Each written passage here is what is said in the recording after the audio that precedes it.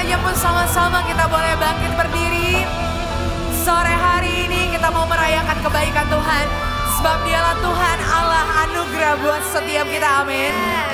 Let's praise God.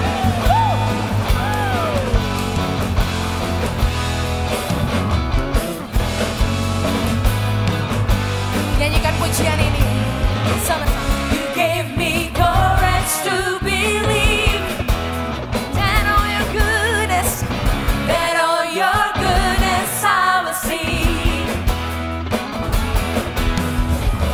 And if it had not been for you standing on my side, where would I be? If not for your goodness, if not for your grace, I don't know where I would be today. If not for your kindness, I never could say I'm still standing. If not for your mercy,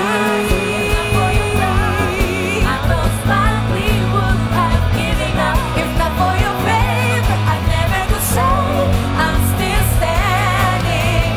But by the grace of God,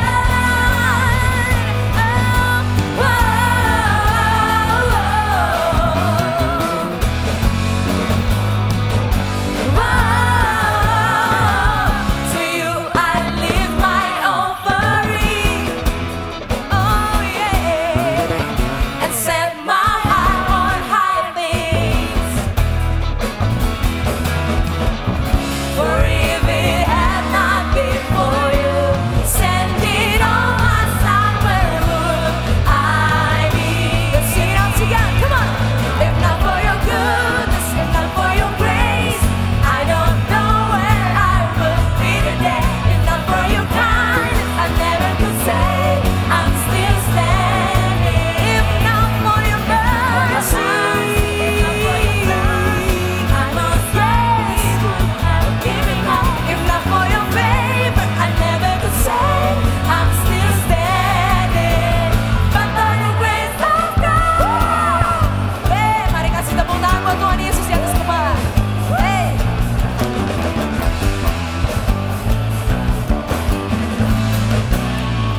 Say, I'm still standing.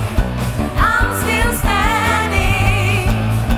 I'm still standing. Oh, but by the grace of God. Say, I'm still standing.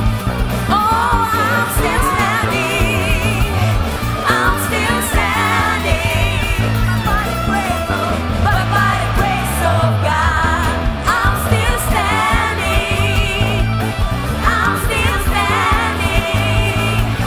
I'm still standing. But by the grace of God, grace of God. If not for your goodness, if not for your grace, I don't know where I would be today. If not for your kindness, I never could say I'm still standing. If not for your mercy,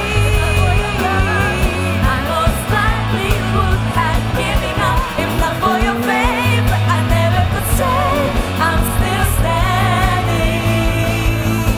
Still standing. I'm still standing. Say, but by the grace of God. Kasih tepuk tangan yang paling meriah buat Tuhan Yesus. Wow. Sebab hanya karena dialah satu-satu pribadi kita boleh ada di tempat ini, amin. Kamu kasih tepuk tangan lebih lagi buat Tuhan Yesus. Sama-sama. Hari ini ku rasa bahagia berkumpul bersama saudara seiman. Yesus, Tuhan Yesus telah satukan kita dalam memandang di antara kita.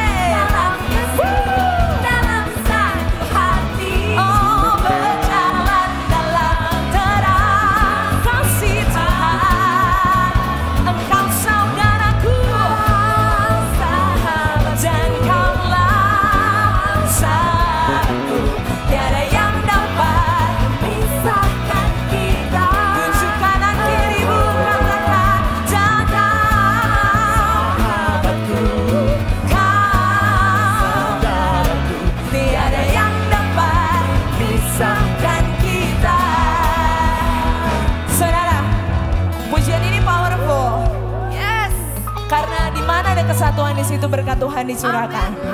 Saya rindu untuk setiap kita gandeng keluargamu. Pegang tangan keluargamu hari ini. Sama-sama katakan pujian ini dengan iman.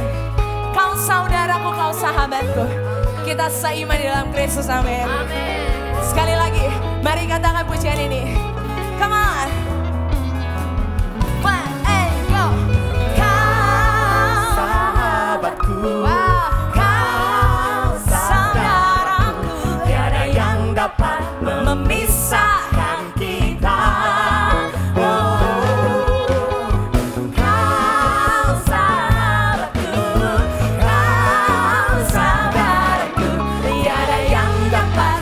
Sekali lagi, jemaat Tuhan saja katakan pujian ini. Kau saudaraku, kau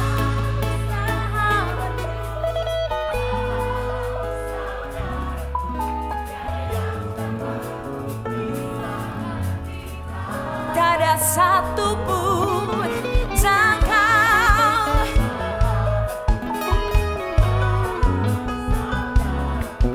Gak ada yang dapat memisahkan kita. Kau sahabatku dan kau saudaraku. Gak ada yang dapat memisahkan kita.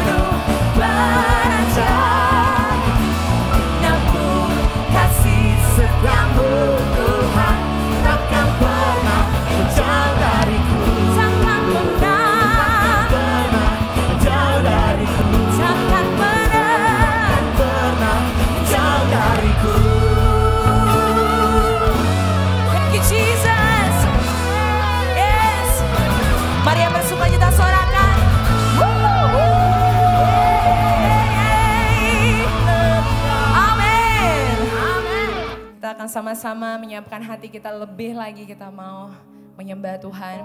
Tapi sebelumnya saya mau kasih waktu buat setiap Anda, boleh siapkan hatimu, boleh ambil saat teduh sejenak dengan Tuhan. Dan biarlah dalam setiap penyembahan Tuhan betul-betul bekerja di hatimu. Kami percaya Engkau yang bukakan hati, Engkau yang celikan setiap mata, bahkan Engkau yang berbicara secara spesifik di hidup kami Tuhan. Thank you Jesus.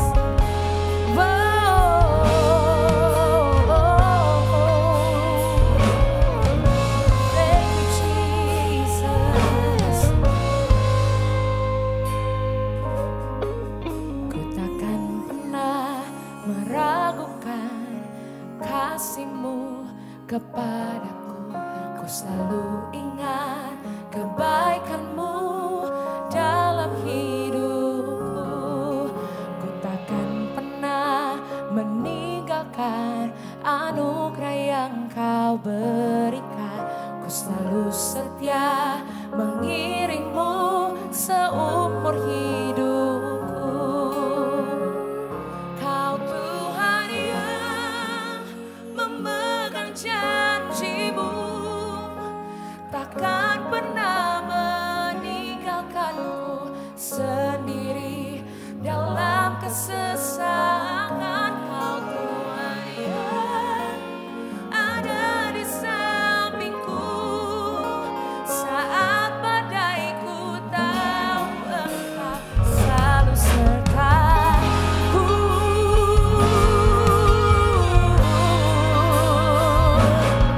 Thank you Jesus. Suaramu katakan, ku takkan pernah meragukan kasih-Mu kepadaku. Ku selalu ingat kebaikan-Mu dalam hidupku. Ku takkan pernah meninggalkan anugerah yang Kau berikan. Selalu setia mengiringmu seumur hidup. Boleh angkat kedua tanganmu buat Tuhan Yesus. Kau Tuhan yang memegang janji-Mu, takkan pernah meninggalkanku sendiri dalam kesesakan. Kau Tuhan yang ada di sampingku saat badaiku, tahu Engkau selalu serta. Kau Tuhan yang memegang janji-Mu, takkan pernah meninggalkanku sendiri dalam kesesakan. Yang ada di sampingku saat badaiku. Saja bersama-sama kita bangkit berdiri. Thank you Jesus. Oh, Kau yang menopang hidupku, Kau yang memeluk diriku. Ku percaya kepadamu. Kau yang menopang hidupku, Kau yang memeluk diriku. Ku percaya kepadamu.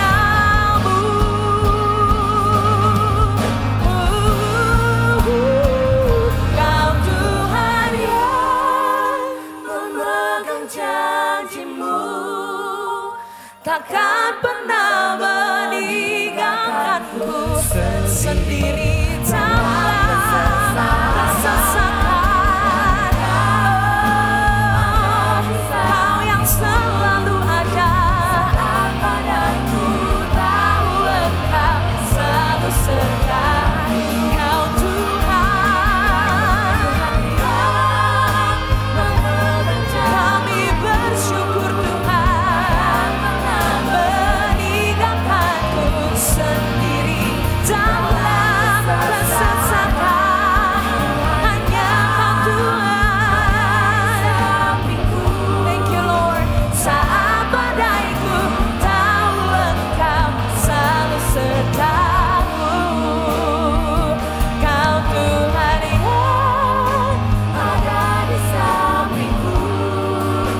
Saat badai ku tahu Engkau selalu sertaku. Hanya Dia Tuhan satu-satunya. Nyatakan, thank you Jesus. Saat badai ku tahu Engkau selalu sertaku. Hanya Dia yang selalu ada di hidupku. Pemeliharaanmu sempurna, penjagaanmu sempurna. Kau Allah Immanuel, Allah yang beserta denganku sampai selama-lamanya. Namamu diangkat sampai selama-lamanya. Nama Yesus ditinggikan, Kau diagungkan, Kau dimuliakan selamanya.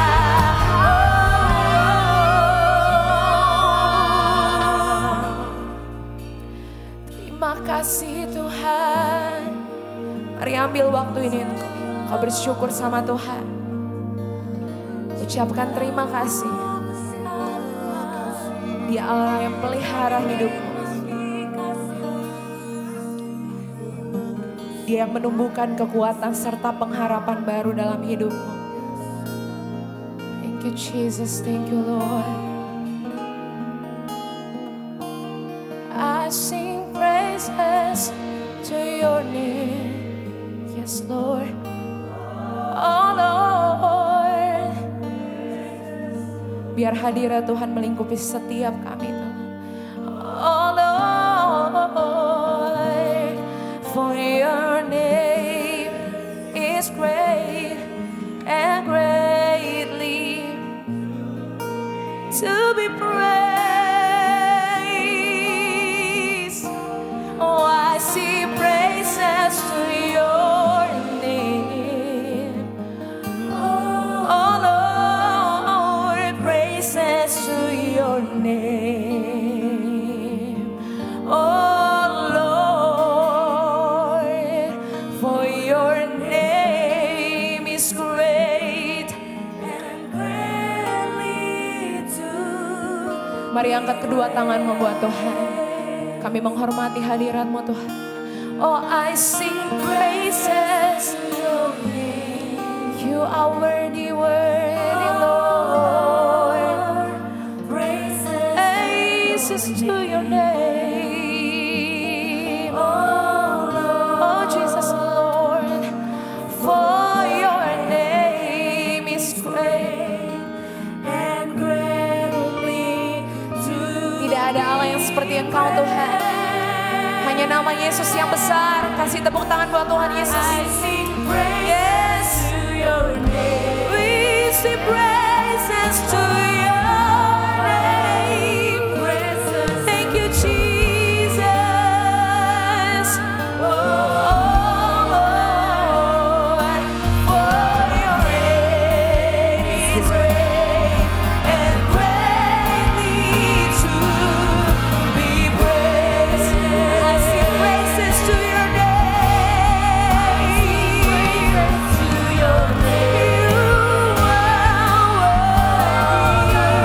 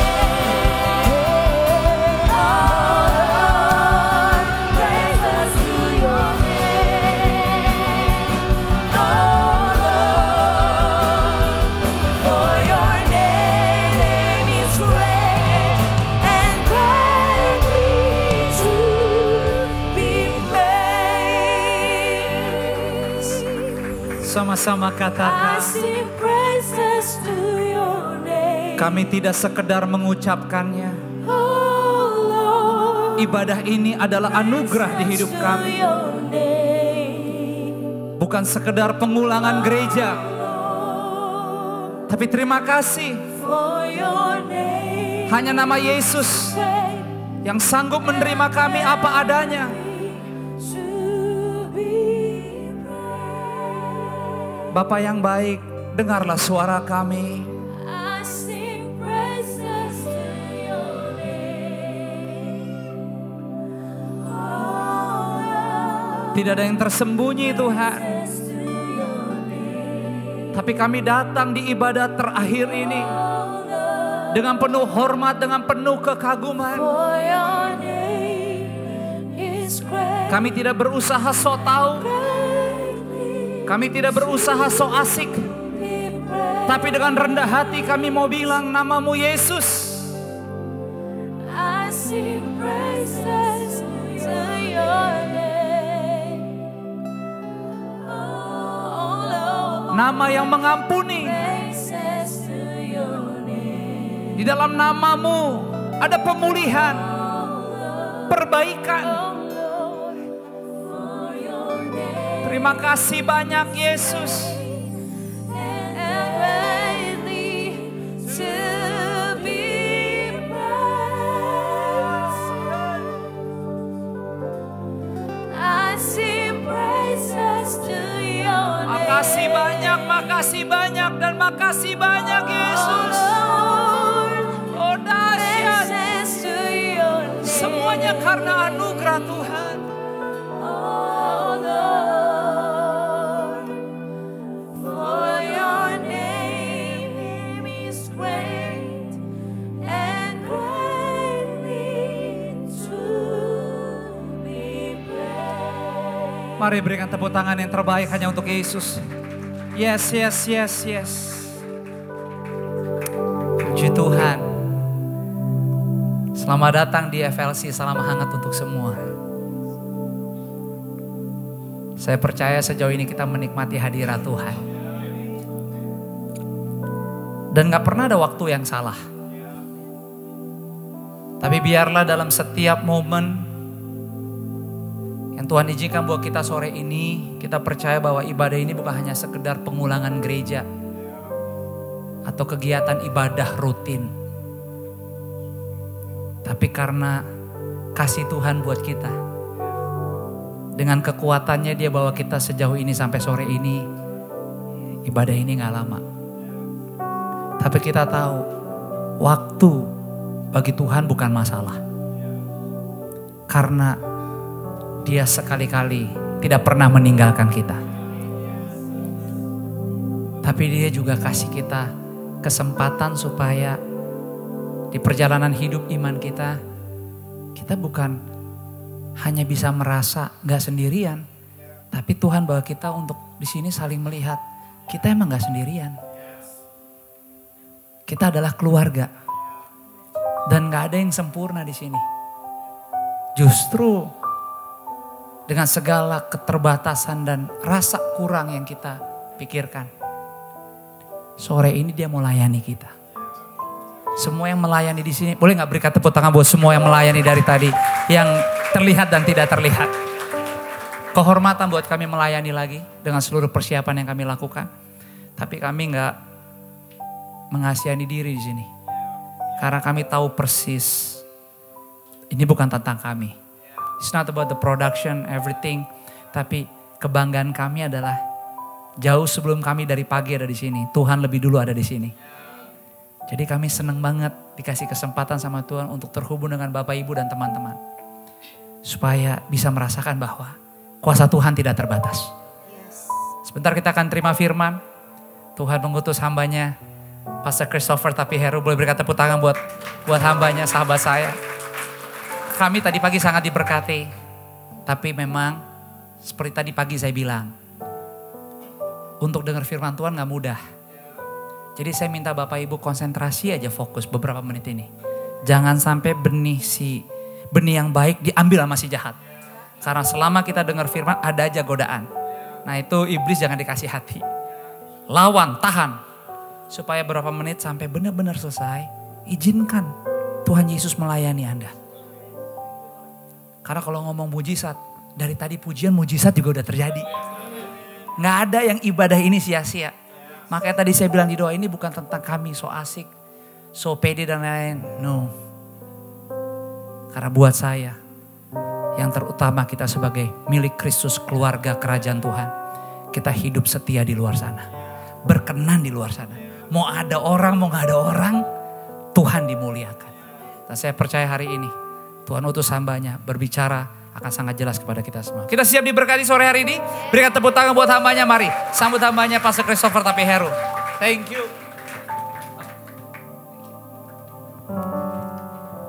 Kita berdoa sebentar ya. Bersyukur Tuhan buat kesempatan indah bisa ambil bagian terbaik yang Kau katakan sendiri, gak boleh dirampas dari kami. Kami tahu ini hak kami, bukan kewajiban kami untuk duduk di bawah kaki-Mu, mendengar isi hati Tuhan. Oleh sebab itu kami minta bantuan Roh Kudus. Selain kami membuka hati kami selebar-lebarnya dan membuka isi hati Tuhan, itu firman-Mu sebanyak-banyaknya. Kami minta bantuan Roh Kudus supaya roh kami yang penurut Engkau peluk, ya Roh Kudus. Sehingga waktu ini gak berlalu sia-sia. Ini kami minta bantuan Roh Kudus kepada Bapa yang baik dalam nama Yesus. Siap diubahkan semuanya berkata. Amin. Shalom semua, thank you. Selalu kehormatan dan sukacita bisa berbagi di tempat ini. Dan ini benar-benar kehendak Tuhan untuk saya ada di sini berdiri. Dan ini satu tema yang berat soalnya teman-teman. Saudara-saudaraku semua, ini satu yang jadi pesan, salah satu pesan yang menurut saya paling keras. Tapi saya bersyukur di belakangan ini saya baru bikin kolaborasi sama salah satu clothing line yang memberkati saya. Dan mereka izinkan saya bikin 3 desain. Ada pesan Tuhan apa yang kamu rindu. Banyak orang yang tahu dan diubahkan olehnya. Salah satunya ini. Ya, pengen jadi kaya, kayaknya dicoret. Jadi berkat, pengen jadi berkat. Ya, karena buat saya, semua orang pengen jadi kaya. Ya, tapi dan nampaknya itu problematik menurut firman Tuhan. Ya, ini Alkitab yang saya pegang, yang bling-bling ini.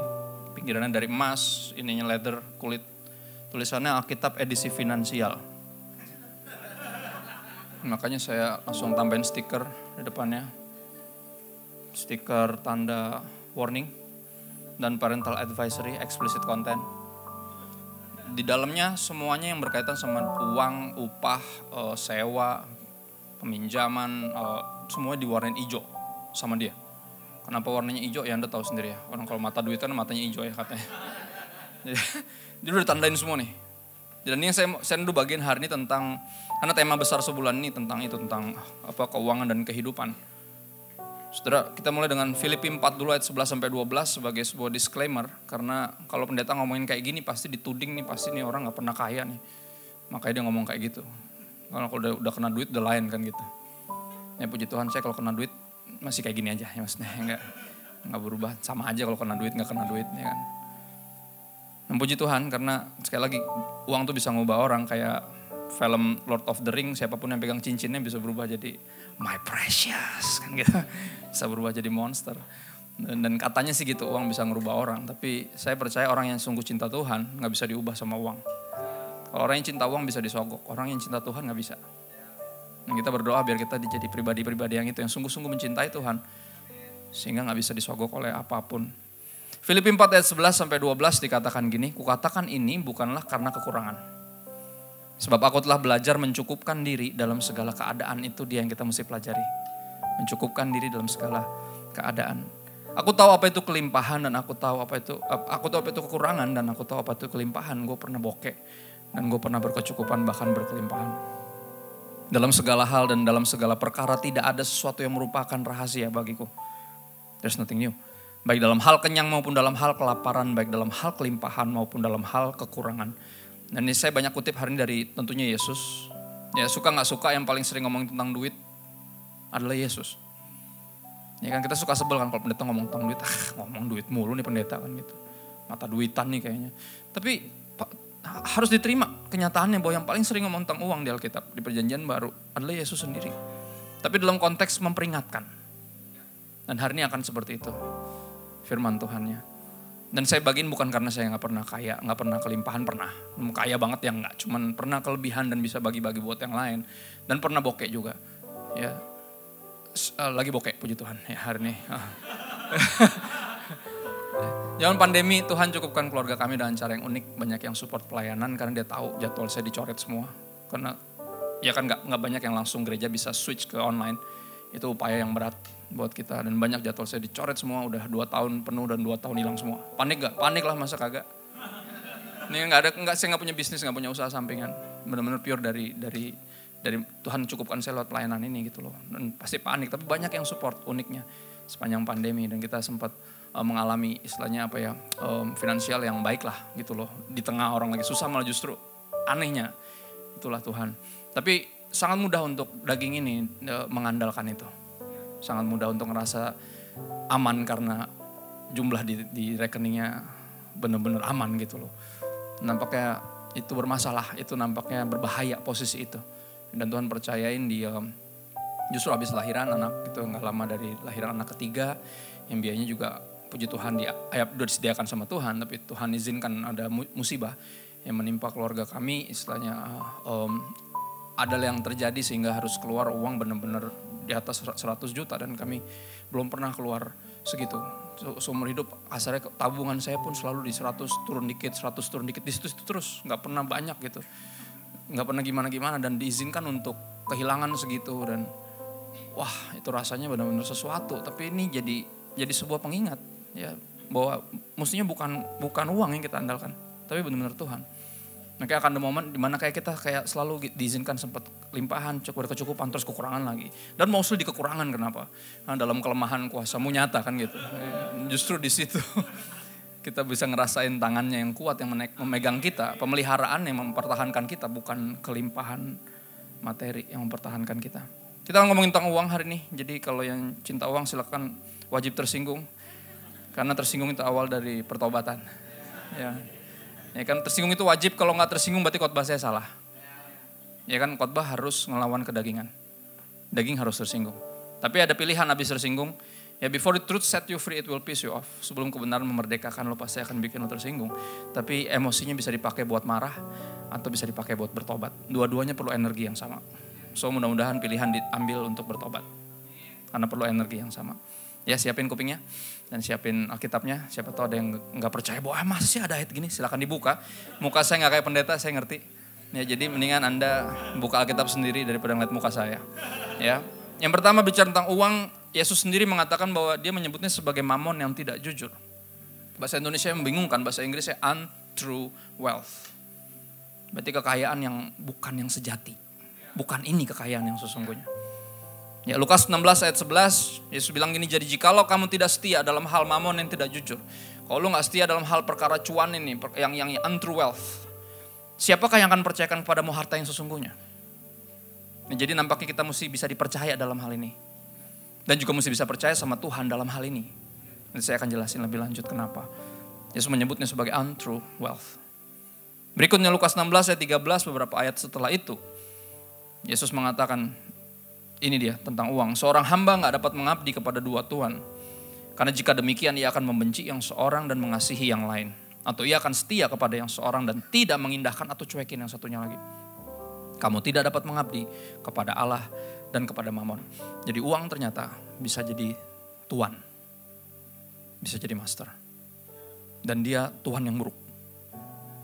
Tuan yang buruk. Dan kita gak bisa mengabdi. Makanya pertanyaan dari orang, jadi orang Kristen gak boleh bucin Pak? Gak boleh. Boleh sih, tapi sama Yesus doang. Karena gak bisa mengabdi kepada dua Tuhan. Jadi gak bisa jadi budak Tuhan, ya, hamba Tuhan dan budak uang, gak bisa. Budak cinta juga sama, bucin kan budak cinta. Kita budak cintanya Tuhan. Cuman satu, kita hanya boleh diperbudak, paling boleh mengikatkan diri cuman sama Tuhan. Dan dari sana mengalir seluruh kehidupan kita. Kita jadi suami yang setia karena kita sungguh-sungguh mengabdi kepada Tuhan. Kita jadi istri yang melayani, yang menghormati karena hamba Tuhan, kan gitu. Karena kita mengikatkan diri sama Tuhan. From that perspective, dari semua itu mengalir kehidupan kita dengan benar. Ya. Nah berikutnya di 1 Timotius 6 ayat 17, Rasul Paulus mengatakan ini, Peringatkanlah kepada orang-orang kaya di dunia ini. Dia ngomong sama anak rohaninya yang akan melanjutkan penggembalaan di beberapa tempat. Karena Rasul Paulus akan berakhir di penjara, di penggal. Dan dia bilang ada penggembalaan yang udah dirintis. Dia suruh Timotius muda ini untuk lanjutin. Bayangin saudara, anak muda mesti ngelanjutin pelayanan papa rohaninya. Yang pasti orang juga pasti ngebandingin. Dan yang pertama harus dilakukan adalah ini, kata Rasul Paulus, peringatkanlah kepada orang-orang kaya di dunia ini agar mereka jangan tinggi hati. Kekayaan bisa banget. Ya, kalau kecukupan materi bisa membuat orang jadi sombong, sangat mungkin. Ya, agar mereka jangan tinggi hati dan jangan berharap. Nah ini, jangan berharap pada sesuatu yang tak tentu, seperti kekayaan. Jadi, menurut firman Tuhan, kekayaan adalah suatu yang tak tentu, bukan sesuatu yang mestinya diandalkan karena nggak pasti. Ya, habis pandemi, ayat-ayat kayak gini udah kita nggak usah ngedebat deh, udah ngalamin kok. Bener-bener. Ada era di mana kita punya duit dan gak bisa ngapa-ngapain. Ini kan semuanya tutup. Ya, ada salah satu orang paling kaya di Indonesia meninggal dan gak bisa dikremasi dengan benar. Dikremasi di mana? Di pelataran rumahnya sendiri. Kenapa? Karena COVID. Kalau dikremasi di tempat lain langsung nggak pakai upacara ibadah, nggak pakai, langsung dibungkus kayak sarden terus langsung di. Ya itu kan ya kan begitu prosedur COVID. Kalau meninggal COVID kan nggak enak, nggak bisa ibadah, nggak bisa ada penghiburan apa, nggak bisa. Dia bikin di rumahnya sendiri. Padahal duitnya banyak. Dia bisa dapat treatment yang terbaik kok untuk pemakaman. Tapi sekali lagi ada era di mana duit nggak bisa dipakai karena nggak ada gunanya. Mau kemana? Lu mau jalan-jalan, semuanya tutup. Yang buka cuma sorga, ya kan? Pas pandemi kan yang buka cuma sorga kan? Ya kan, makanya orang kan jadi lebih rohani pas pandemi tuh. Kita pas lagi kayak gini kan kebaktian seminggu sekali. Pas pandemi tiap hari ada zoomnya loh. Bener nggak bohong? Tiap hari persekutuan ini, persekutuan itu, persekutuan ini, kan gitu.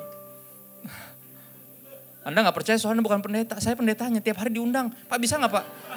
Kita Selasa kok, oh iya siap. Kita Senin kok tiap hari ada Zoom, orang jadi rohani banget. Menyadari ketika semua tutup yang buka cuma sorga. Tapi sekarang semua udah buka lagi, nah ini dia. Business as usual, balik lagi. Mulai sok sibuk lagi, aduh gue gak punya waktu buat Tuhan. Elah. Lupa lo pas pandemi kan gitu. Ya kan? Tapi kadang ada yang perlu dikangenin juga dari momen itu. Karena orang-orang menyadari ya. Ini tuh gak tentu gitu loh. Gue gak bisa ngandelin ini karena bisa ada dan gak ada gitu aja. Ya. Melainkan apa, harusnya kita berharap kepada Allah yang dalam kekayaannya memberikan kepada kita segala sesuatu untuk apa? Dinikmati, bukan disembah. Bukan diandalkan. Karena ini gak tentu. Bukan apalagi disombongin, ya ampun. Gak tentu ini tuh. Ya. Emang harus dinikmati, harus. Gak ada yang salah dari menikmatinya, tapi diandalkan, disombongkan, ditaruh harap kepadanya, jangan. Dia sesuatu yang tak tentu. Yang berikutnya di Markus 10 ayat 21 sampai 22. Nah ini makin berat nih. Tetapi Yesus memandang dia, siapa? Orang muda yang kaya ini. Ya muda, masih muda terus kaya raya dan rohani. Ini kan dia bilang apa? Dari kecil semuanya udah saya lakukan. Yesus bilang 10 hukum Taurat dari kecil. Wow, rohani banget. Kurang apa coba? Rohani, muda, terus kaya. Kurang apa lagi? Lihat aja kurangnya ntar, lihat. Ayat 21, tapi Yesus memandang dia dan menaruh kasih. Kasihan ya orang gitu. Dia gak ngerti. Dia lalu berkata kepadanya, hanya satu lagi kekuranganmu. Pergilah, jualah apa yang kau miliki dan berikanlah itu kepada orang-orang miskin. Maka engkau akan beroleh harta di sorga. Kemudian datanglah kemari dan ikutlah aku. Ayatnya horor di ayat 22. Mendengar perkataan itu ia menjadi kecewa. Kaget, saya juga kaget. Hah? Kenapa kecewa? Lalu pergi dengan sedih. Lihat, pergi. Dia gak jadi ikut Yesus. Kenapa? Sebab banyak hartanya. Ternyata apa? Dia bisa jadi berhala yang mengikat. Yang gak bisa dilepasin. Padahal apa itu mesti dilepasin untuk ikut Yesus. Gak bisa. Dan ini segitu mengerikan, makanya apa, pesan ini penting. Walaupun gak nyaman buat daging kita. Karena kan wajar dong Pak, siapa sih yang pengen miskin? Semua orang pengen jadi kaya. Saya juga dulu gitu. Sampai baca Alkitab benar-benar dan ternyata ini masalah. Ya, karena dia bisa jadi berhala yang apa? Mengikat. Sampai Tuhan bikin sistem namanya perpuluhan. Sudah pernah menyadari gak, ngapain sih kita ngasih perpuluhan, emang Tuhan miskin? Bener, emang Tuhan gak miskin. Terus ngapain sih kita ngasih perpuluhan? Soal dia yang nyuruh. Dan dia Tuhan. Gitu loh. Terus kalau dia gak miskin, ngapain kita mesti kasih perpuluhan? Itu cara dia mengeluarin berhala dari hati kita. Ya kan? Baca deh ayatnya Maliaki 3 ayat 10. Bawalah seluruh persembahan persepuluhan itu ke dalam rumah perbendaharaan. Tujuannya apa? Supaya ada persediaan makanan di rumahku. Bicara apa? Gereja. Artinya apa? Supaya kalau nanti ada orang minta tolong sama gereja, gereja bisa bantu. Duit rame-rame duit kita, bukan duit Pastor Jos lah. Nggak cukup duitnya dia mah. Ya dong. Ya gak? Biar kita bisa bantu, biar gereja ini bisa melakukan aksi nyata gitu loh. Bukan cuma doain orang. Kalau orang lapar gak didoain, dibeliin makan. Emang kalau udah ngasih perpuluhan gak ada duit. Gue aja makan dibayarin orang tadi kata Pastor Jos. Boro-boro gue beliin makan orang lain kan gitu, gak bisa. Ya makanya kumpulin kita di sini rame-rame. Semua ngasih kontribusi berdasarkan pendapatannya.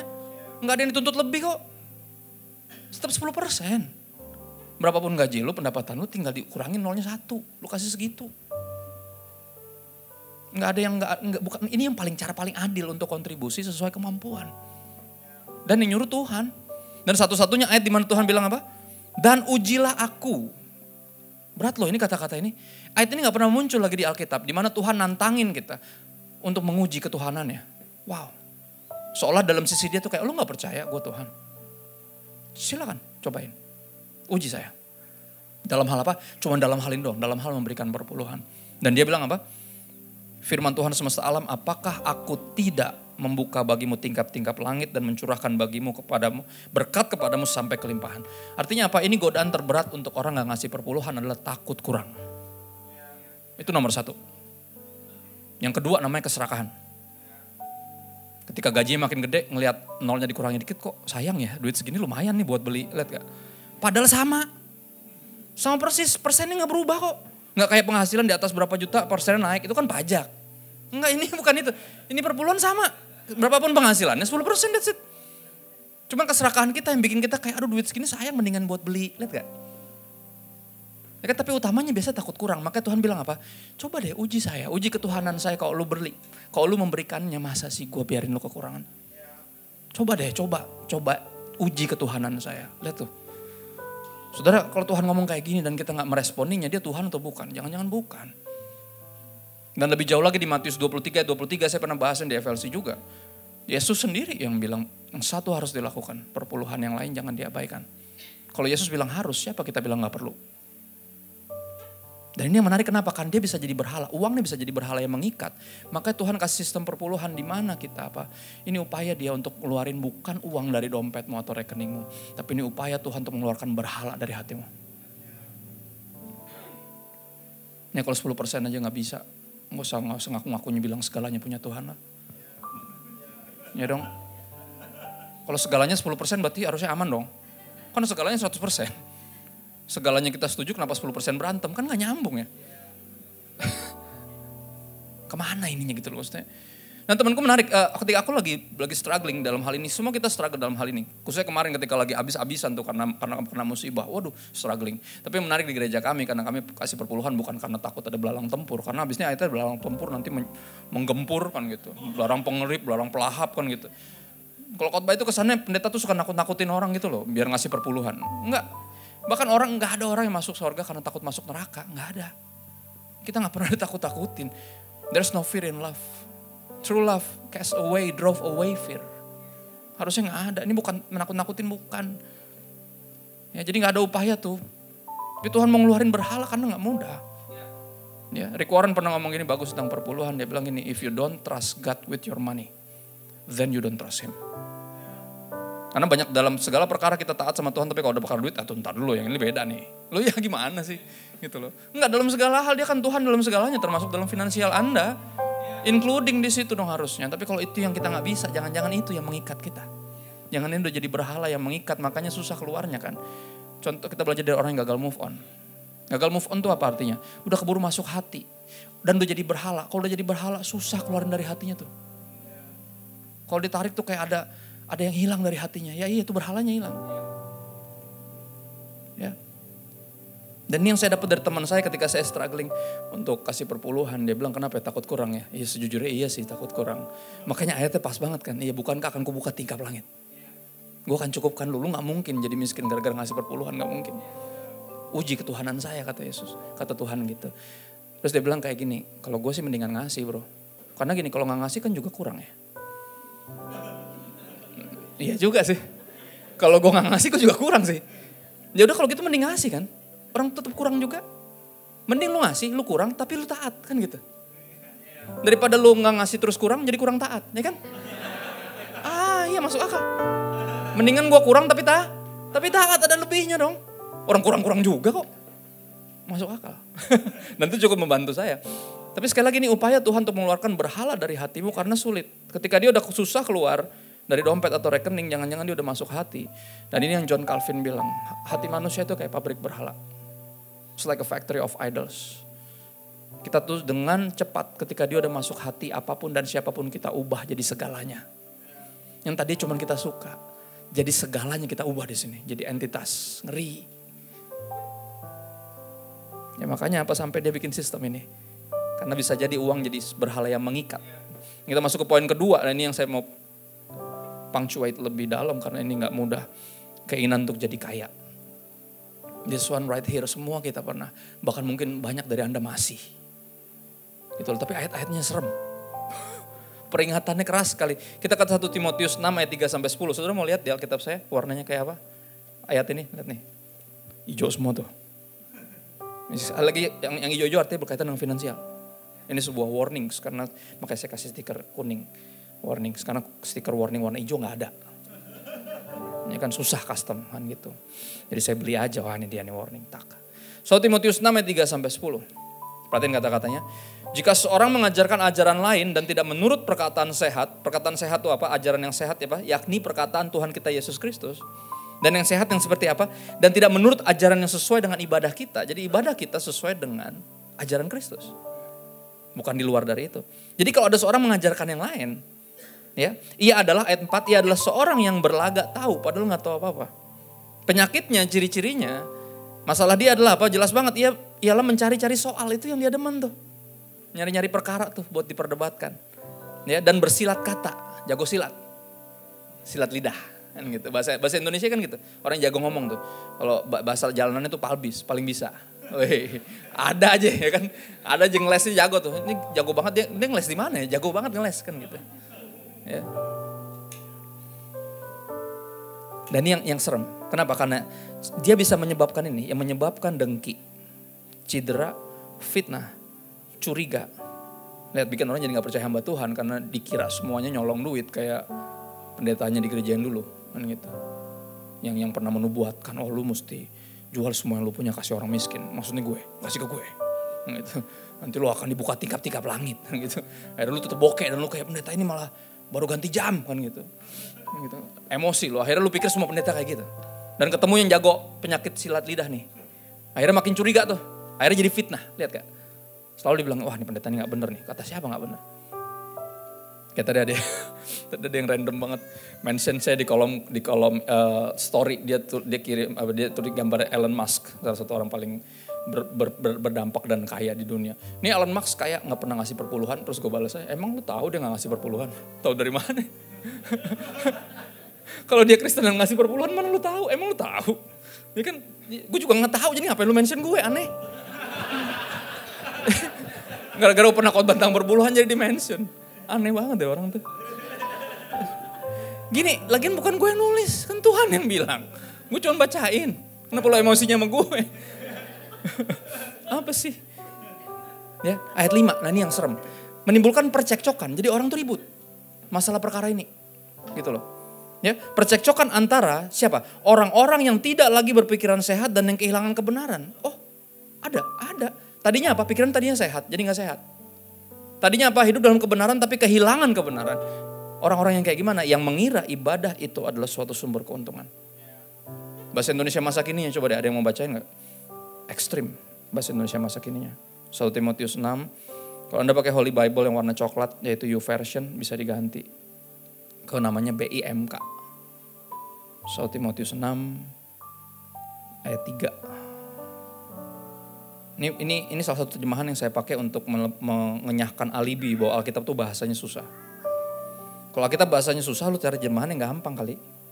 Bukan jadi gak dibaca. Salah satu yang mudah ya ini BIMK ini. Ya 1 Timotius 6 ayat 5 dikatakan gini. Ini yang kehilangan kebenaran dan pikirannya gak sehat. Mereka menyangka bisa jadi kaya melalui agama.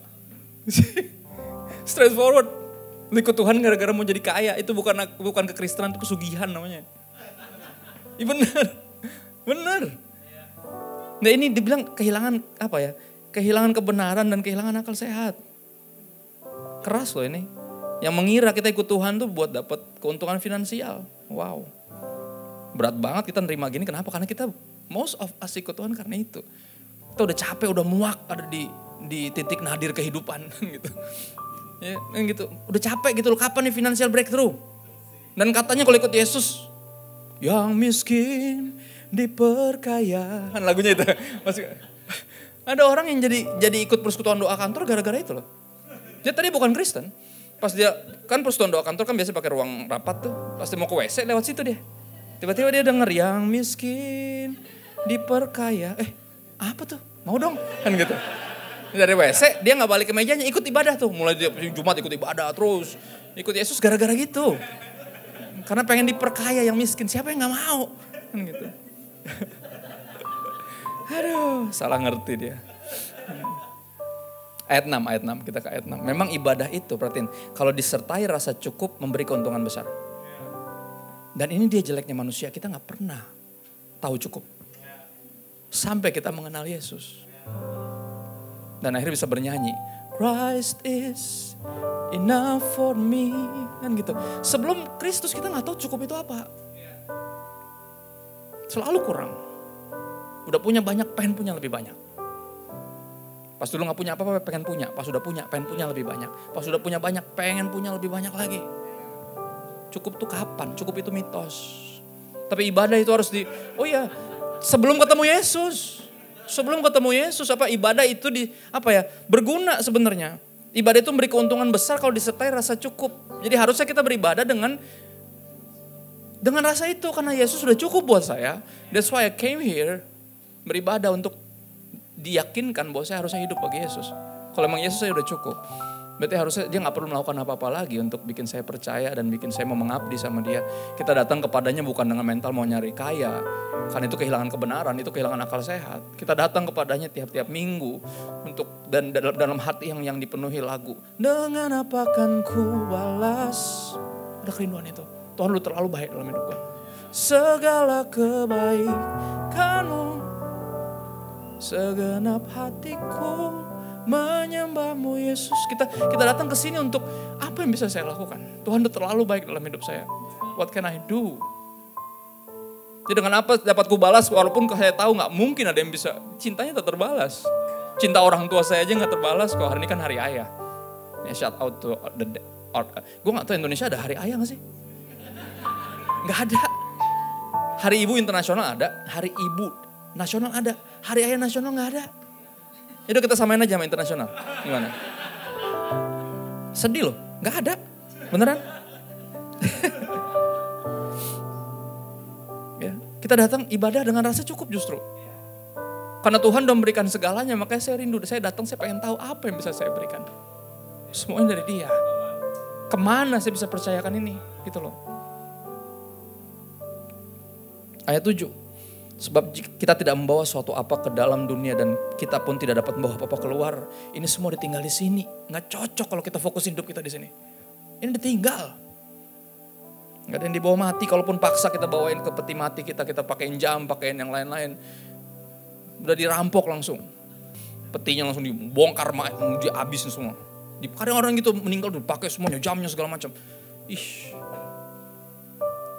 Samperin nama Tomb Raider nanti. Perampok makam.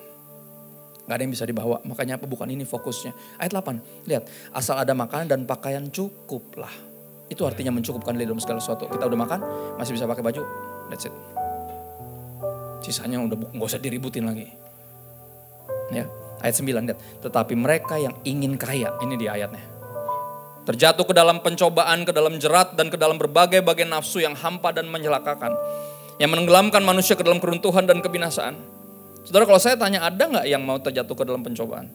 Ke dalam jerat dan ke dalam berbagai-bagai nafsu yang hampa. Nafsu yang hampa tuh yang kalau lu ikutin tuh nafsu, pas udah dapet, udah gitu doang. Hampa. Ada kan yang gitu kan? Shoes to die for.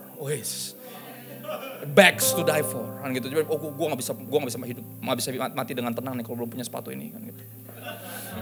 Akhirnya lu mati-matian tuh bagaimana cara apa sampai dapat tuh sepatu lu pakai udah gitu doang. Sampai nunggu keluar yang lain kan gitu. Ya yang sering oper kredit ngerti lah ya. Terbaru tiba-tiba belum selesai nyicilnya udah keluar lagi yang terbaru kan gitu. Beda-beda dikit padahal kameranya tambah jelek malah gitu. Bagusan yang sebelumnya kan gitu. Cuman kan wah gue mesti punya ini nih mesin. Ada yang pengen jatuh ke dalam jebakan ya, ke dalam berbagai nafsu yang hampa dan mencelakakan yang menenggelamkan manusia ke dalam. Ada nggak yang mau tenggelam dalam keruntuhan dan kebinasaan? Pasti nggak ada. Ya, kalau saya tanya, ada yang pengen jadi kaya? Masih banyak. Aneh bener, ini ayat buat lo nih. Ini mereka ingin kaya yang terjatuh ke dalam semua yang tadi lo nggak mau masuk. Gitu loh. Harusnya kita, oh iya, gue nggak mau nih kayak gini. Ya udah jangan pengen jadi kaya lah. Gitu loh, gampang kan? Ayat 10 dijelasin lebih lanjut, dielaborate. Karena kita perlu elaborasi. Karena daging ini kayak gak terima, enak aja. Mana ada orang mau miskin. Semua orang juga pengen jadi kaya kan gitu. Makanya dijelasin lebih lanjut, sabar, ntar dulu.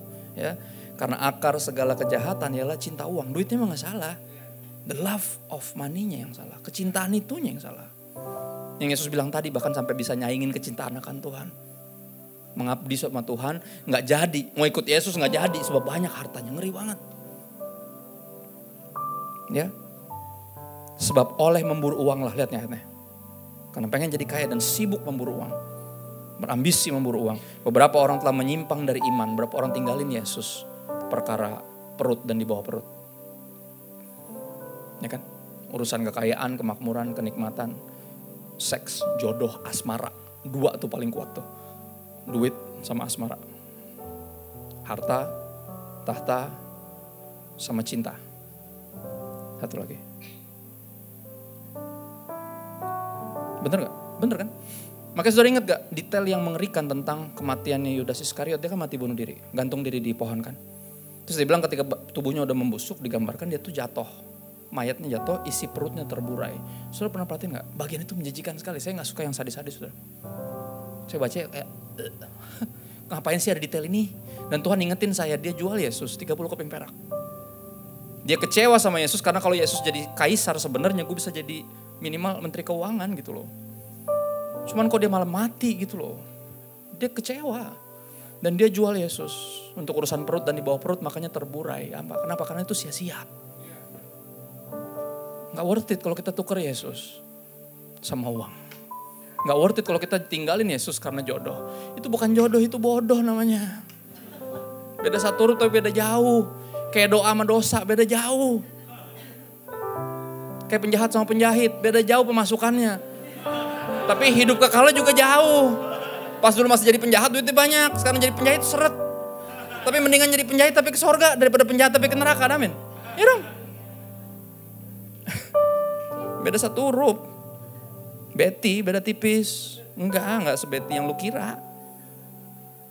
Ya, sebab oleh memburu uang berapa orang telah menyimpang dari iman dan menyiksa diri dengan berbagai-bagai duka. Lihat. Akhirnya nyiksa dirinya sendiri. Karena memburu uang. Peringatan yang serius. Di Amsal 23 ayat 4 sampai 5 aku pakai bahasa Indonesia masa kini. Ini juga straightforward nih, keluar dari mulut orang paling bijaksana dan salah satu yang paling kaya yang pernah hidup di dunia. Siapa namanya? Salomo. Istrinya aja 1000. Gile. Kalau dia ngomongin tentang cewek lu dengerin deh. Istrinya 1000, udah dengerin aja, udah percaya aja deh. Nggak ada lagi yang kayak dia. Nomor 2, ini nomor juara 2-nya bapaknya. Daud juga istrinya banyak, jangan salah. Ya kita nggak banyak tahu itu, berapa? 400 hampir 500, tapi Salomo 1000. Gila bener. Itu kalau diganti-gantian jadwal tiap hari juga belum tentu setahun dapat itu. Belum tentu, belum ada quality time setahun gitu belum. Dia juga lupa nih siapa aja kan gitu. Tapi akhir hidupnya mengenaskan, karena dia harus menyenangkan satu-satu. Tiap itu punya sesembahannya sendiri, punya kepercayaannya sendiri, harus bangun satu-satu. Bait Allah punya Tuhan-Tuhannya mereka. Sedih hidupnya tuh akhirnya.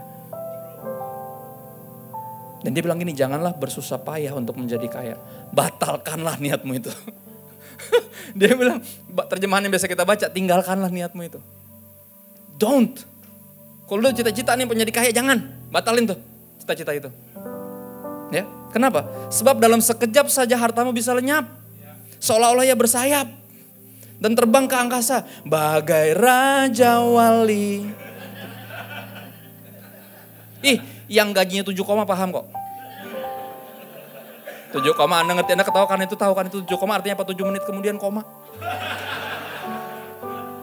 Mau dikabarin, bro udah masuk ya bro. Ah, masuk. Masuk di ATM, transfer ini, cicilan itu, tunggakan ini.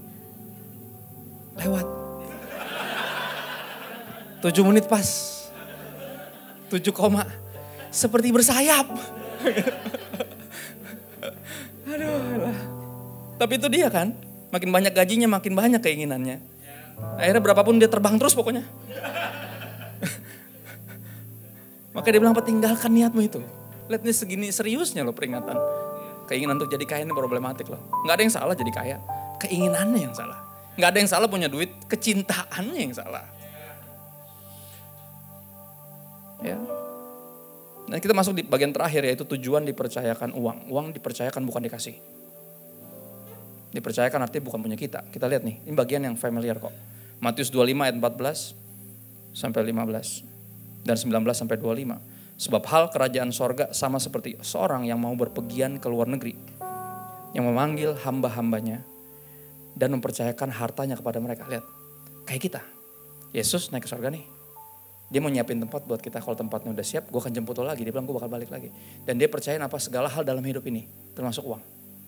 Punyanya siapa? Punyanya dia. Kepada siapa dipercayakan? Kepada hamba-hambanya, Anda dan saya. Kita nih hamba-hamba Tuhan. Dan dia percayakan itu, dia pergi. Ayat 15, yang seorang diberikan atau dipercayakan 5 talenta. Yang seorang lagi 2 dan yang seorang lain lagi apa? 1. Garisin kata-kata ini, masing-masing menurut kesanggupannya, lalu ia berangkat. Ini harusnya membawa kita untuk diselamatkan dari dosa nomor 10, mengingini milik orang lain.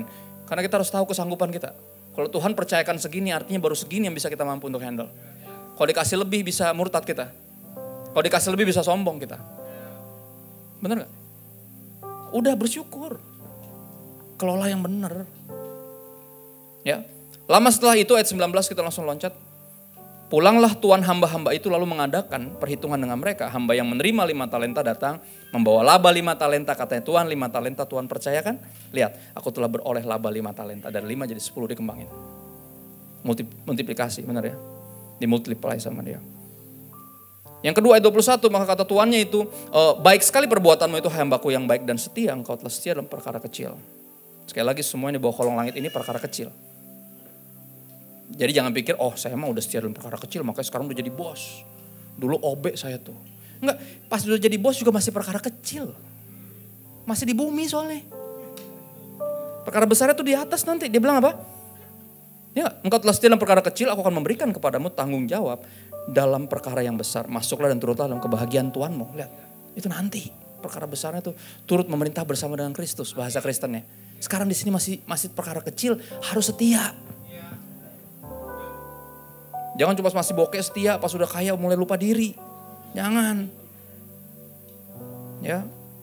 Lo datanglah yang menerima 2 talenta itu yang dipercayakan 2 talenta ayat 22. Tuhan 2 talenta Tuhan percayakan, lihat aku telah beroleh laba 2 talenta. Dan Tuhan ngomong hal yang sama. Bahkan ada detail yang menarik, dia bilang apa? Engkau telah setia memikul tanggung jawab dalam perkara yang kecil. Yang lebih kecil dibilang apa? Dibilang memikul tanggung jawab. Dan lu udah setia. Karena kemiskinan berat. Bener. Setuju saya, kekurangan tuh berat. Dan kita harus setia memikul tanggung jawab itu. Gak mudah. Tapi apa kekayaan juga lebih berat. Tanya sama yang kaya. Tidurnya gak pernah. Kalaupun bisa gak bisa. Sampai pakai obat tidur. Nah banyak yang dipikirin. Nah, kalau bokeh gak ada yang dipikirin. Gak tahu mau mikir apa, orang gak ada.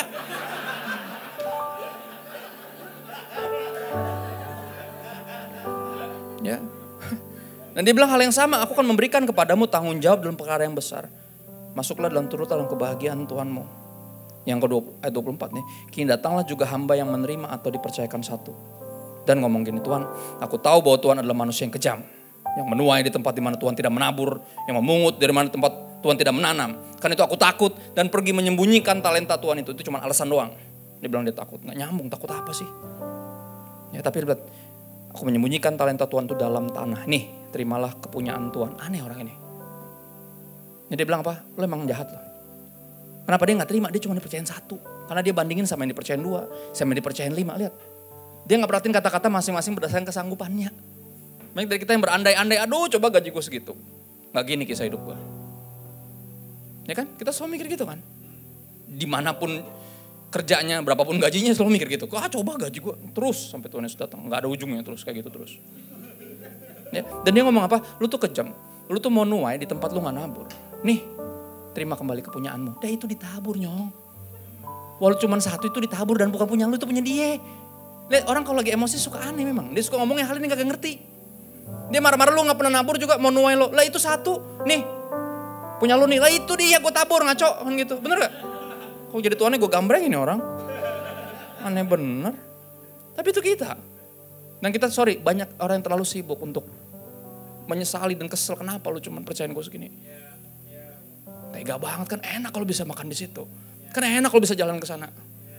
Kan enak kalau bisa tidur dengan tenang gitu loh karena banyak hartanya. Kalau udah ingat apa yang Yesus bilang tentang orang yang seperti itu, bodoh. Malam ini juga gue ambil nyawa lo. Dan gak ada satu sepeser pun yang bisa menahan gue ngambil nyawa lo. Keras kata-kata Yesus tuh. Yesus yang paling sering ngomong tentang duit. Dan dalam bentuk warnings yang keras. Dan hari ini kita mesti disadarkan. Suatu yang sederhana, saudara, ini ayat terakhir Kejadian 12 ayat 2. Ini ayat terakhir kita.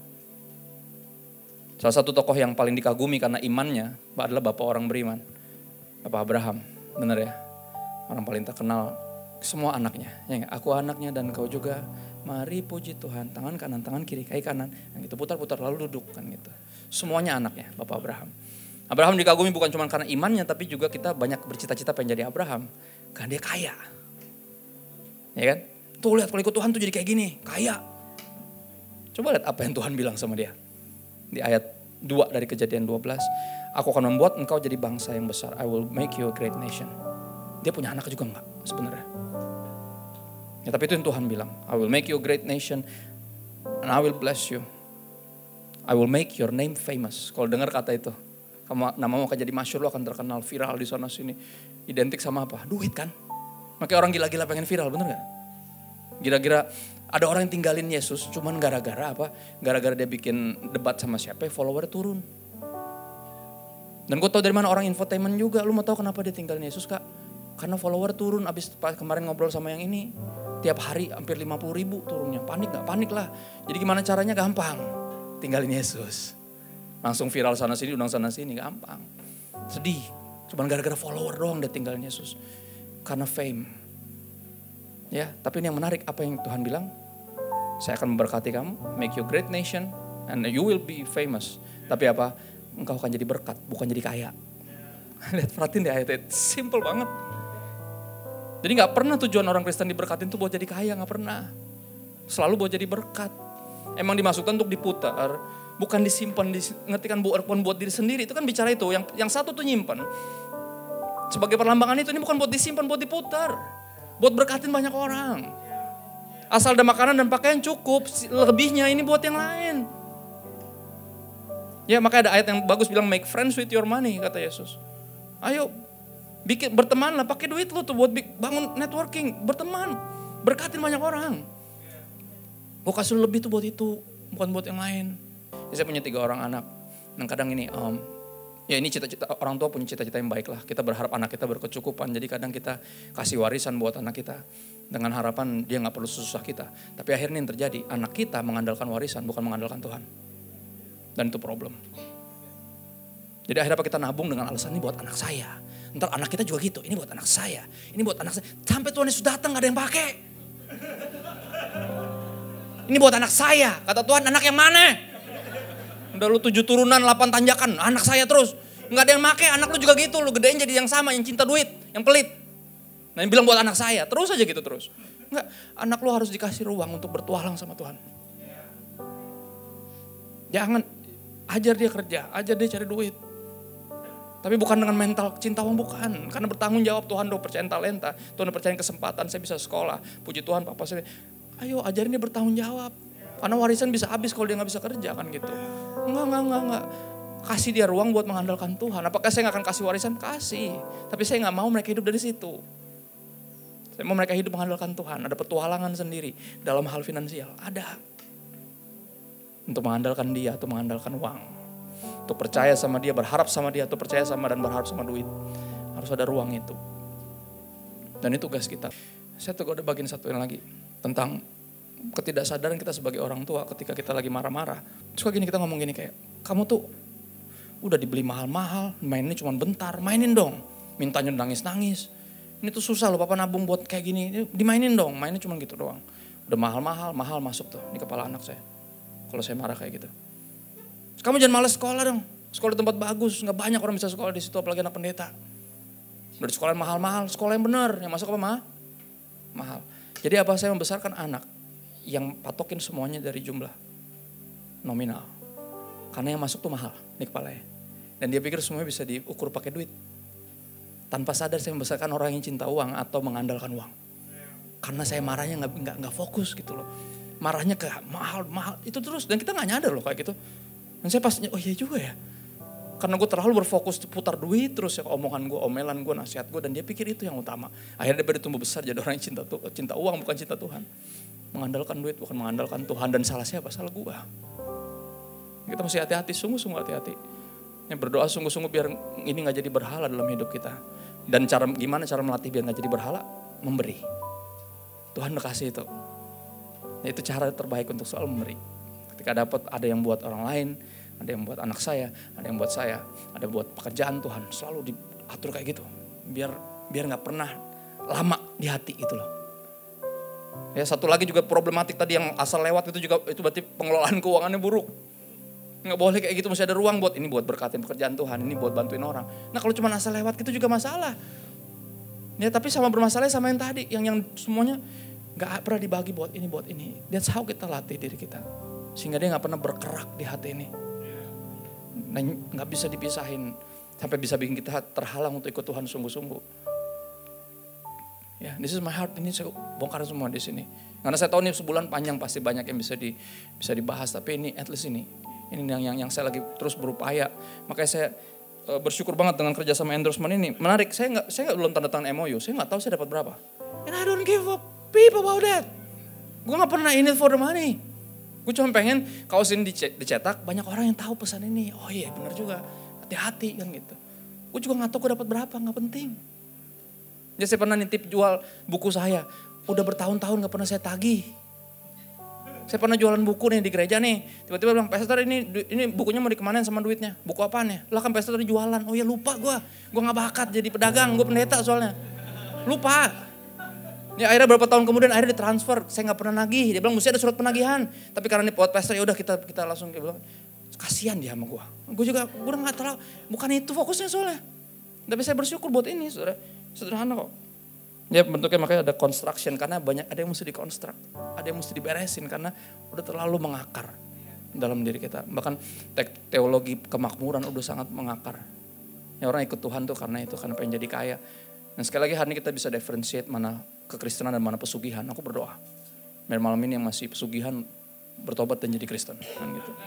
Ya dong, latih diri di gereja, tempat paling tepat untuk kita melatih generosity. Karena kalau nggak di sini nggak bisa generous, apalagi di luar. Ya, boleh nggak kasih perpuluhan ke orang miskin? Hah? Boleh, tapi pastiin di gereja lu nggak ada yang miskin. Pastiin dulu di gereja lu nggak ada yang miskin kan gitu. Boleh nggak ngasih perpuluhan nggak ke gereja ke orang-orang miskin? Nggak apa-apa. Pastiin dulu tapi di gereja lu nggak ada yang miskin. Silakan kasih baru keluar. Karena nggak lucu dong kita bantuin tetangga tapi keluarga kita susah kita nggak bantuin. That's just weird way of thinking, right? Ayo, di gereja juga banyak yang kurang. Banyak yang perlu bantuan dan ayo. Ya, di sini kita belajar. Sama kok semuanya ngasih perpuluhan di sini. Enggak ada yang makan perpuluhan. At least di gereja saya gitu, tapi saya percaya di sini juga gitu. Kita semua ngasih, makanya kita kan pendeta, pemimpin, gembala, kita contohin. Kita ngasih. Enggak ada yang ambil, enggak ada yang pakai juga ntar yang perlu di sini mah. Jadi kita berdoa minta bantuan Roh Kudus karena ini berat buat kita. Sekali lagi ini sangat mudah. Harta soalnya terlihat dan Tuhan enggak terlihat. Jauh lebih mudah percaya dan mengandalkan mengasihi yang kelihatan daripada yang enggak. That's why we need the Holy Spirit to help us see Him. Sebagai ayah yang mempercayakan, yang gak pernah tahan-tahan berkat. Jadi kita gak mendekati dia dengan takut gak diberkati, takut kena azab, takut masuk neraka, no. Kita mendekati dia karena kita bersyukur. Makasih, udah memelihara saya sampai hari ini, makasih Tuhan. Udah percayain saya. Bisa sampai di sini, bisa punya keluarga, nggak habis pikir. Saya dulu berpikir dengan duit segini, kerjaan segini, merit aja nggak bakal bisa pasti. Tapi Tuhan bawa saya sampai punya 3 anak. Pada nominal mah nggak seberapa, tapi Tuhan kasih tahu nggak, bukan itu. urusannya. Dan itu yang buat kita apa? Belajar untuk bertanya sama Tuhan, gue mesti ngapain. And we know what to do, really. Ketika kita berkeluarga di sini, kita tahu persis banyak yang bisa saling bantu. Banyak yang bisa taruh di tengah untuk nanti siapapun yang perlu, silakan. Ya, gereja mula-mula dikenal dengan segala kepemilikan milik bersama. Dan coba ditiru sama komunisme. Tapi komunisme menyingkirkan Yesus, padahal Yesuslah yang mempersatukannya. Yesus yang bikin kita gak ada yang jadi setan, jadi egois dan berusaha jadi Tuhan. No, tanpa Yesus gak bisa kita berbagi. Tapi bersama dengan Kristus, sangat mungkin karena kita anggota tubuh dari satu kepala yang sama. Satu sakit, semuanya sakit. Satu menderita, semuanya langsung mikir gimana. Satu kekurangan, semuanya mikir gimana cara kita bantuin dia. What can we do? And that's what being the church is all about. We go to church to learn how to be the church because we are the church.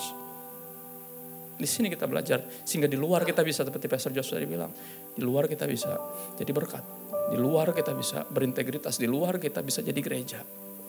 Buat yang nggak mau masuk gereja, tapi dimulai dari kita yang masuk sini dulu. Di sini kita dapat yang gini-gini, yang nggak enak. Tapi ini yang kita perlu. Karena obat yang paling manjur biasanya obat yang nggak enak. Bisa jadi ini salah satu yang nggak enak. Ya. Kita nggak lama kok, nggak lama emang, gue yang lama. Anda mah nggak, saya yang lama. Saya selalu kalau khotbah lama.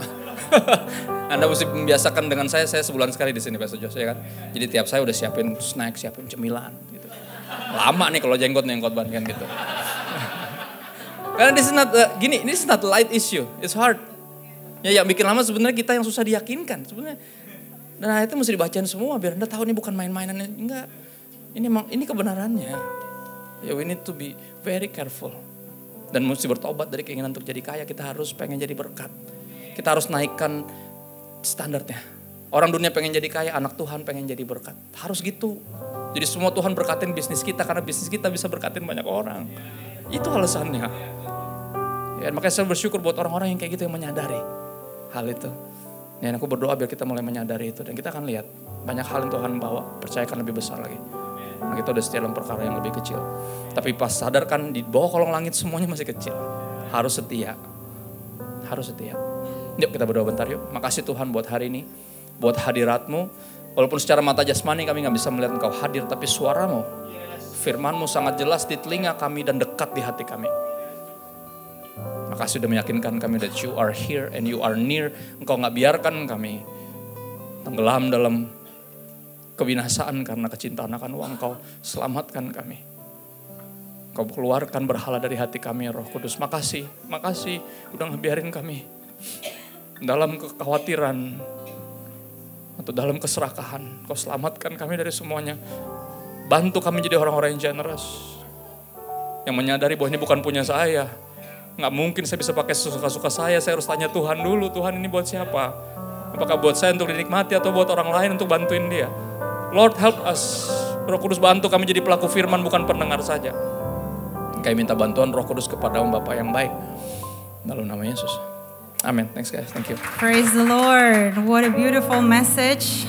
Biarlah kita selalu dikasih pemahaman.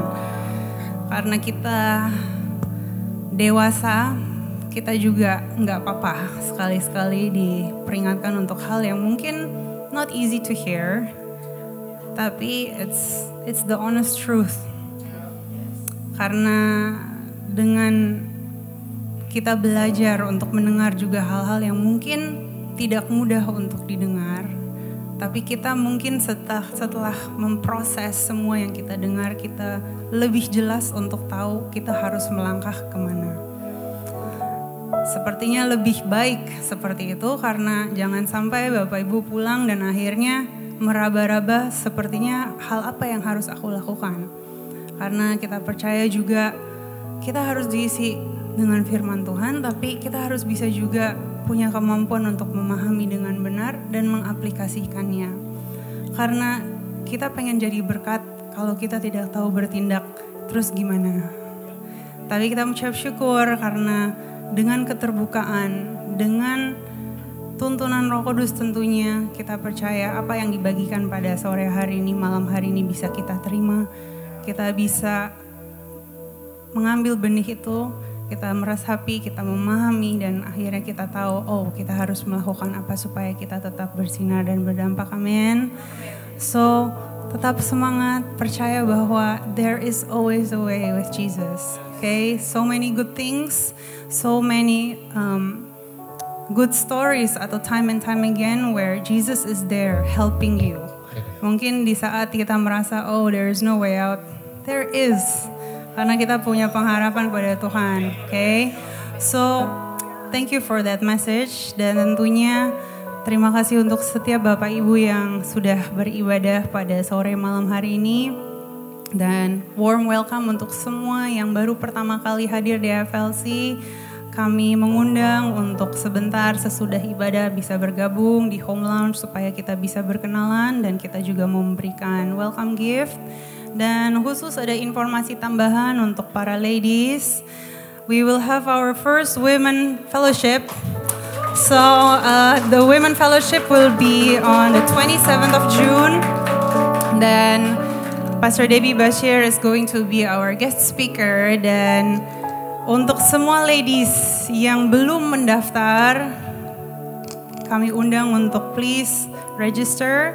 Kita akan mengadakan Women Fellowship itu tidak di ruangan ini, tapi di salah satu rumah jemaat FLC, yaitu di House of Prayer, dan kita harus koordinasi tentang kapasitas. Saya mengundang semua ladies untuk kerjasamanya bisa mendaftarkan diri, mempersiapkan hati, dan terus mendoakan supaya kita bisa menjalani Women Fellowship ini dengan baik. Dan kita percaya there is something strong happening when women come together, right? So, who is excited? I hope you all are excited. Tentunya kita doakan terus supaya semua berjalan dengan baik, dan tentunya kita juga mengundang Bapak Ibu kalau mungkin di antara Bapak Ibu yang membutuhkan support doa. Kalau Bapak Ibu bersedia untuk segera didoakan setelah ibadah, our team juga sudah siap untuk bisa melayani Bapak Ibu. Kalau Bapak Ibu mau informasi lebih lanjut tentang kegiatan FLC, di tengah minggu kita juga memiliki small groups, dan kita juga ada Bible class coming up. So if you need more information, please come to the home lounge and our team is more than ready to help you. Dan tentunya biarlah 1 minggu ke depan kita ada persekutuan yang baik, 1 minggu ke depan ada hal-hal yang baik terjadi, semua dilindungi, dan kita akan bertemu kembali di minggu depan. Have a blessed Sunday. God bless you. Sampai berjumpa minggu depan. Arahkanlah hatimu, angkatlah kedua belah tanganmu. Pulanglah dengan bahagia, nikmati malam ini dengan ucapan syukur. Di saat kami mengangkat tangan kami, sebelum kami menyambut berkat-Mu, kami menyatukan hati, kami berdoa secara khusus bagi hamba-Mu, Pastor Christopher, Pastor Lovelia, dengan ketiga anak ilahi yang Kau titipkan. Tuhan Yesus yang baik, berkati keluarga ini, rumah tangga ini dengan berkat surga. Tolong pimpin, bimbing, curahkan hikmat, pengertian, juga wibawa ilahi. Sehingga semua pengabdian di keluarga besar ini memuliakan-Mu. Dan semua titipan untuk pelayanan dan melayani berbuah kepada pertobatan-pertobatan. Kami katakan dengan iman, diberkati keluarga ini. Untuk semua keluargaku, teman-teman, jemaat Tuhan di Forward Living Church, nikmati malam ini. Berkat daripada Tuhan, berkat kasih, rahmat, anugerah, wajah Tuhan terpancar, memandang kehidupan, memberikan sinar kemuliaannya, menuntun, membimbing, dan sekali-kali tidak akan melepaskan. Hadir di kehidupanmu, bahkan dalam persekutuan yang manis bersama dengan Roh Kudus. Tidak ada ruangan yang kosong. Bukan kamu lagi yang hidup, tapi Yesus hidup di dalammu. Mulai dari malam ini sampai seterusnya. Di dalam nama Bapa, Putra dan Roh Kudus, di dalam nama Tuhan Yesus, kita yang sudah menerima berkat dan siap jadi berkat. Dengan sukacita yuk malam ini sama-sama semua katakan. Amin. Berikan tepuk tangan buat Tuhan. Sampai ketemu minggu depan. Boleh bersatu teduh sejenak mengucap syukur. Thank you.